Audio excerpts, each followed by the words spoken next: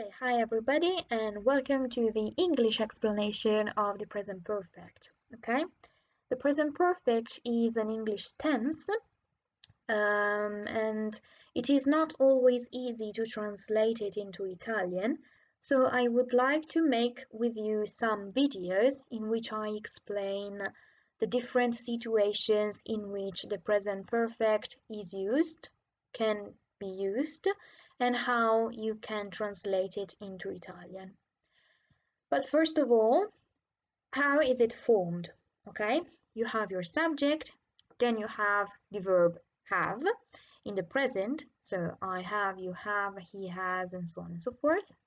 And then you have the past participle, which is the participio passato in Italian.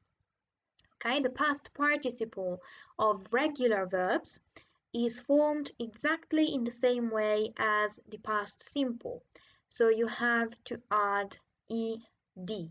So for example, want, wanted, like, liked, work, worked, and so on and so forth. For irregular verbs, I'm sorry, you just have to know how the past participle is formed. And if you have a table of irregular verbs, you have 3 columns. In the first column, you find the base form. In the second column, you find the past simple. And in the third column, you find the past participle. So what I'm interested in now is the third column with the past participle. For example, the verb to see is see, saw, seen. The verb forget is forget, forgot, forgotten. The verb write is write, wrote, written, and so on and so forth. So you just have to know how is it formed. Okay, I'm sorry. But I mean, irregular verbs are not infinite. You can do it. You can learn them all. Okay. So when is it used? For example, the present perfect is used when I talk about something that happened in the past, but I don't say when it happened.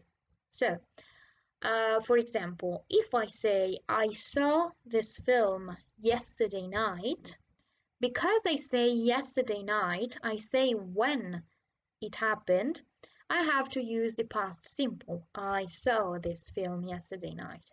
But if in the same sentence I decide not to specify when it happened, okay, so if I just say I have seen this film without saying when, then I have to use the present perfect, although it's the same action, the same film that I've seen, okay? Another example could be I read this book last summer, or I have read this book. I think it's great, you should read it.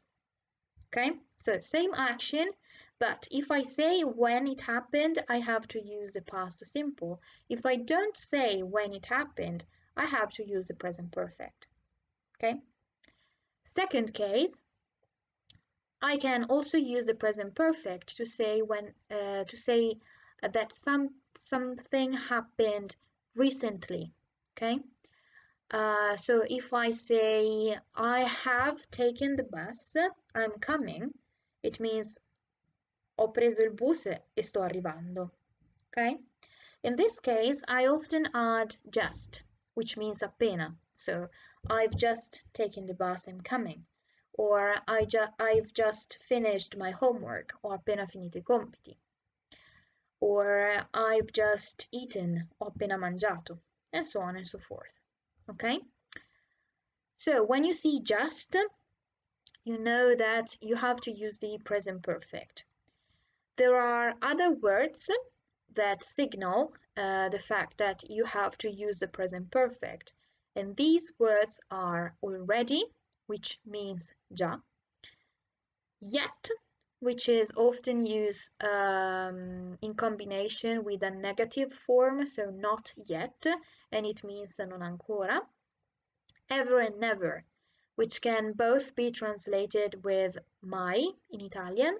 You use ever in questions to ask, have you ever done something? Hai mai fatto qualcosa?